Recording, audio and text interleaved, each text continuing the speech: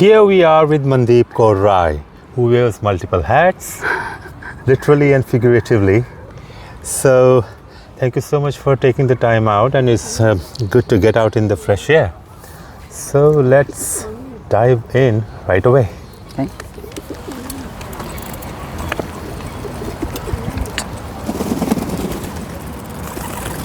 These ducks and pigeons aren't scared of anything. They aren't.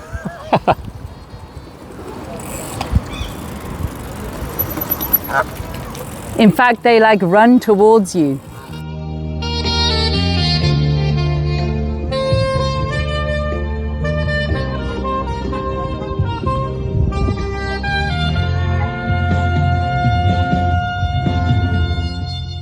Mandeep, from private banking to journalism and now working with values, what inspired you to make these shifts? These are pretty big shifts. A lot of, really, honestly, my values. Was it in line with my values, what I was doing in banking, or is it in line with my values, what I do in venture capital? Journalism is definitely in line with my values, and also working with values. So this is London Business School. Fun fact, this building at one stage was given by the Queen to London Business School. Rumour has it that it was given for £1, lent to the business school.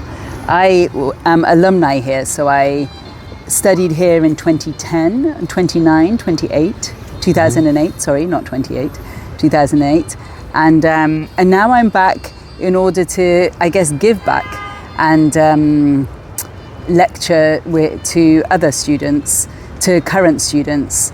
We did this great program this year about inspiring young girls. So even, of course, we have MBA students, MPhil, Masters in Finance, etc. But we also have this great scheme of bringing inner city children, especially girls, who don't necessarily know what they're going to do next, and inspire them in leadership, communications, and those other types of skills, and for them to come from a place of their values, so that they can really project their career according to their values. If I had known what knowledge that we're imparting to them, if I had known that 20 years ago when I was that age, life would have been very different. I probably wouldn't have pivoted so many careers.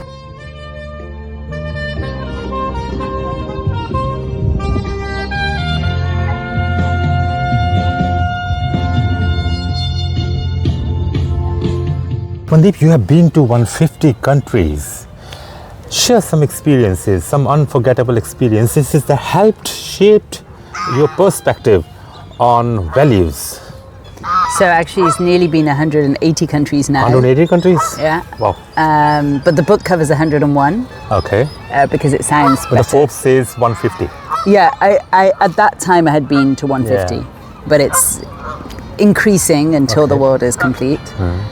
You said unforgettable experiences. There are so many. Literally each and every country has an unforgettable experience. All of them have been narrated in the book, because every place, even here, you are completely moved, touched, inspired, right? You would even write home about this.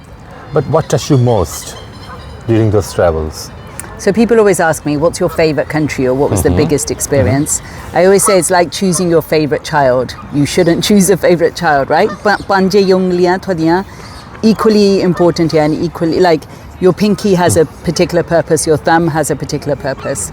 So genuinely, every single country has an incredible value, like the value of health from Bulgaria, or the value of respect from Japan, or the value of solidarity, looking after one another, from Madagascar.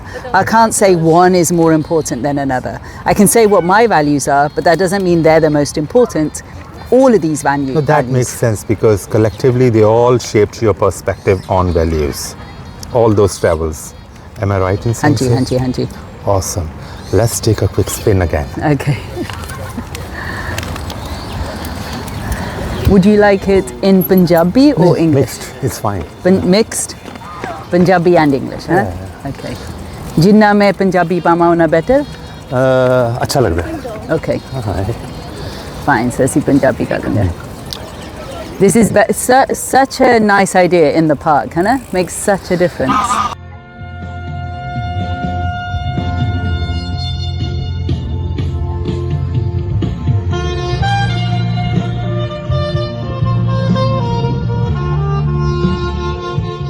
So you worked with Reuters and BBC as well. हाँ जी. So how did that go? So the Reuters part was first. No, BBC was always there, like since I was basically 21, 22. It's always been a feature in my life. And then Reuters, but with the BBC it was with the World Service, which is radio. Were you an anchor or a reporter? Actually, what is the difference? Because I feel as though a reporter is an anchor. Yes.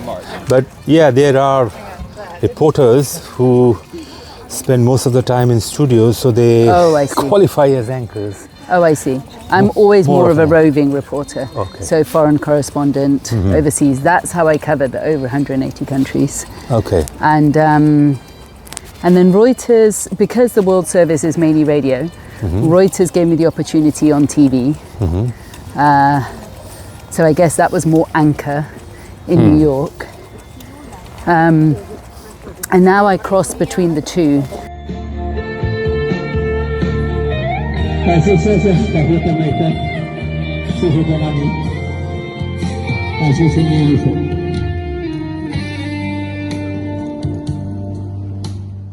So what motivated you to write this book? Because journalists mostly write reports, and there are a few exceptions like yourself. So what really motivated you?